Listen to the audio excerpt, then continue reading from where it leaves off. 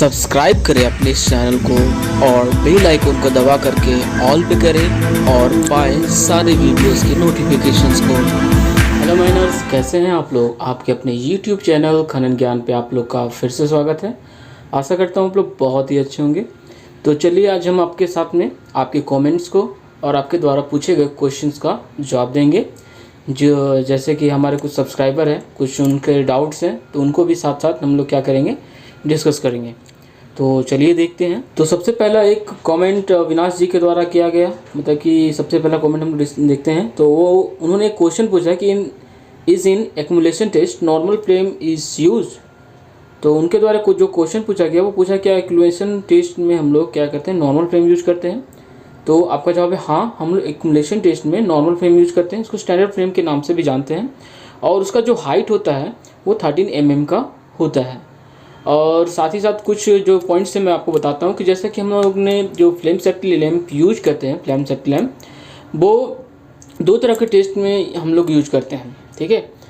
तो पहला जो टेस्ट है वो हमारा एक्युमुलेशन टेस्ट है, और दूसरा जो टेस्ट है वो हम लोग कौन सा टेस्ट यूज करते हैं, वो है परसेंटेज टेस्ट।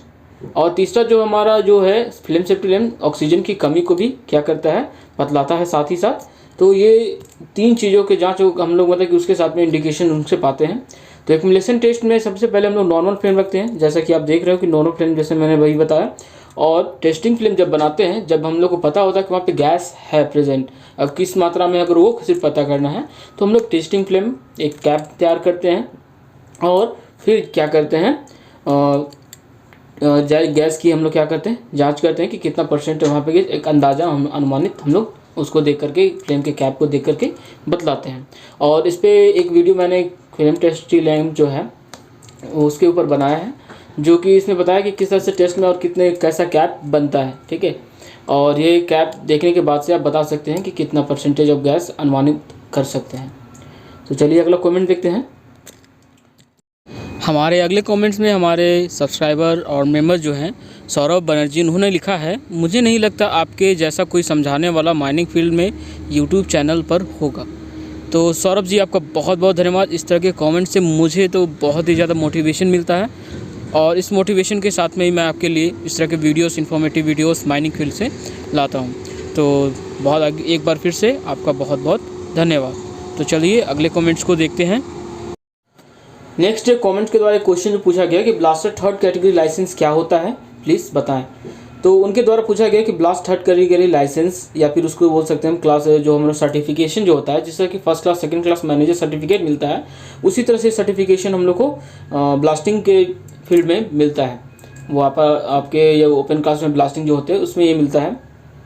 तो ये हमारा जो क्लासिफिकेशन है वो 3 लेवल पे होता है। पहला जो क्लासिफिकेशन लेवल जो है हमारा थर्ड क्लास है, फिर उसके बाद सेकंड क्लास है, और उसके बाद है क्या, फर्स्ट क्लास। तो उन्होंने थर्ड क्लास के बारे में पूछा, तो मैं तीनों के बारे में पर बताऊंगा कि तीनों के में क्या क्या जो कंडीशंस है। जिस तरह के मैनेजर सर्टिफिकेट में जितने एक्सपीरियंस वगैरह होते हैं, उस तरह से इनके भी कुछ कंडीशंस और एक्सपीरियंस चाहिए, तो उनको मैं आपके साथ में डिस्कस करूँगा।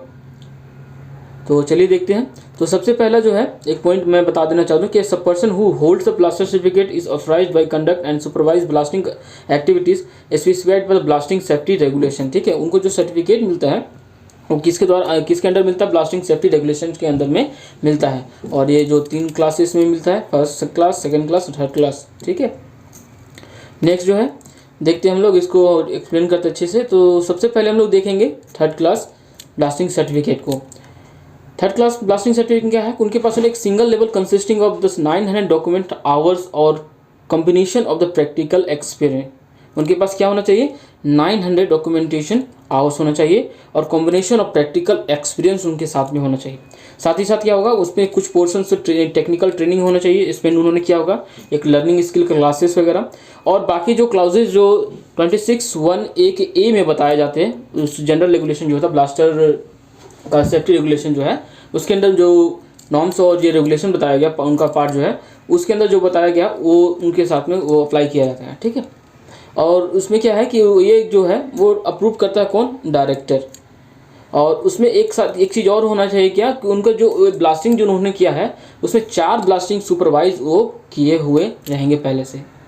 जो ब्लास्टिंग फील्ड में वो जो 900 आवर्स का उनका एक्सपीरियंस होगा, उसके अंडर में वो 4 ऐसे स्पेसेस में या फिर फील्ड में पोजीशन पे जहाँ पे ब्लास्टिंग हुआ उस 4 ब्लास्टिंग को सुपरवाइज किया होगा, उनके पास एक सर्टिफिकेशन होना चाहिए। साथ ही साथ क्या होगा कि related training and describing class 26 का 1AB में जो एक ट्रेनिंग होता है उनको लेना पड़ता है, टेक्निकल ट्रेनिंग जो है, ठीक है, जो कि अप्रूव कौन करता है, वो है आपका जो है अप्रूव बाय डायरेक्टर किया जाता है। उसके बाद सर्टिफिकेशन एग्जामिनेशन उनका होगा। नेक्स्ट जो सर्टिफिकेशन है वो सेकेंड क्लास में क्या है कि उनको कंसिस्टिंग जो डॉक्यूमेंटेशन 900 आवर था थर्ड क्लास में, इनमें क्या है 2250 आवर्स होना चाहिए। या फिर बोला जाता है कि आफ्टर थर्ड क्लास सर्टिफिकेट जो होता है उसके बाद में 1350 आवर्स का उनके पास एक्सपीरियंस या फिर कंट्रोलिंग ब्लास्टिंग के ऊपर में एक उनके एक्सपीरियंस होना चाहिए।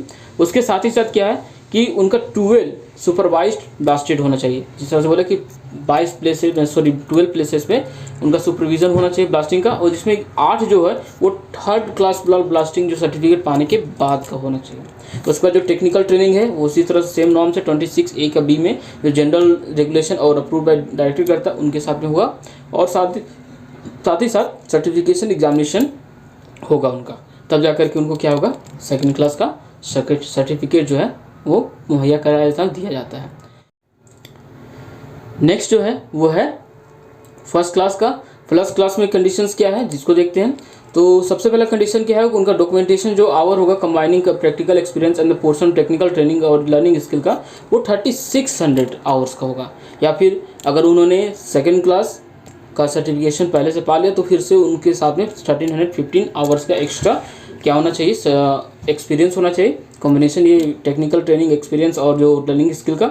उसके साथ ही साथ क्या होना चाहिए कि जो 12 एक सुपरवाइज्ड ब्लास्टिंग जो करेंगे वो 50 metre of the structure normally as occupied all the part peoples such as the houses residence और चर्च स्कूल के पास में किया है। मतलब 50 जितने भी इंफ्रास्ट्रक्चर्स हैं पब्लिक इंफ्रास्ट्रक्चर उसमें अगर लोग हैं उनके 50 मीटर के अंडर में उस एरिया में वो जहाँ पे वो डिस्टेंस होगा उसके अंडर में उनको क्या हो सुपरविजन क्या होना चाहिए, एक्सपीरियंस होना चाहिए। साथ ही साथ क्या होगा कि ये जो एक्सपीरियंस होगा वो आपका ये सेकेंड क्लास पाने के बाद में होगा। उसी तरह से नॉर्म्स जो है कि टेक्निकल ट्रेनिंग उनका होना चाहिए 26(1)A के B में थे, और उसके बाद सर्टिफिकेशन एग्जामिनेशन होना चाहिए साथ ही साथ, ठीक है। लास्ट एक पॉइंट क्या बोलता है कि उसमें प्रोबेशनरी पीरियड जो होगा उनका वो अप्रेंटिसशिप जो करेंगे वो क्या होगा 3 मंथ से ज़्यादा नहीं होना चाहिए। ऊपर का जो प्रोफेशनल ट्रेनिंग या फिर लर्निंग स्किल का जो क्लास होगा उनसे उसमें ज़्यादा नहीं होना चाहिए। ये सारे करने के बाद से इनको जो सर्टिफिकेशन क्या होता है मुहैया कराया जाता है। तो चलते हैं नेक्स्ट कमेंट की ओर। अगला जो कमेंट है वो अनाम कॉमन भारती द्वारा किया गया है। उन्होंने लिखा है कि ब्लास्टिंग पैटर्न कौन बनाता है। तो उनके द्वारा एक क्वेश्चन पूछा कि ब्लास्टिंग पैटर्न जो है कौन बनाता है। तो ब्लास्टिंग पैटर्न हमारा जाहिर सी बात है कि ब्लास्टिंग ऑफिसर ही बनाता है, बट उस पर कुछ एक प्रक्रिया है, एक प्रोसेस है। सबसे पहले क्या किया जाता है कि किसी भी आउटसाइडर पार्टी लाइक सिम्फर एंड सिम्पेडिया जैसे लोग के द्वारा इंस्टीट्यूट के द्वारा जूलॉजिकल सर्वे करने के बाद उनसे डाटा लिया जाता है या फिर उनसे ही ब्लास्टिंग पैटर्न बनवाया जाता है, और उसके बाद वो जो ब्लास्टिंग पैटर्न है DGMS के द्वारा अप्रूवल के लिए भेजा जाता है।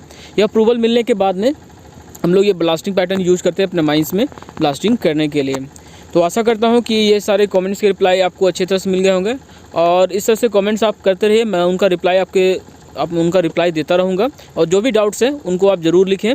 तो आज की हमारी इस वीडियो में इतना ही, और साथ ही साथ मुझे अच्छे कमेंट्स करें ताकि मैं अपने सारे एफ़र्ट्स और हैप्पीनेस के साथ में आपके लिए इन्फॉर्मेटिव वीडियोस लाता रहूं। Thank you.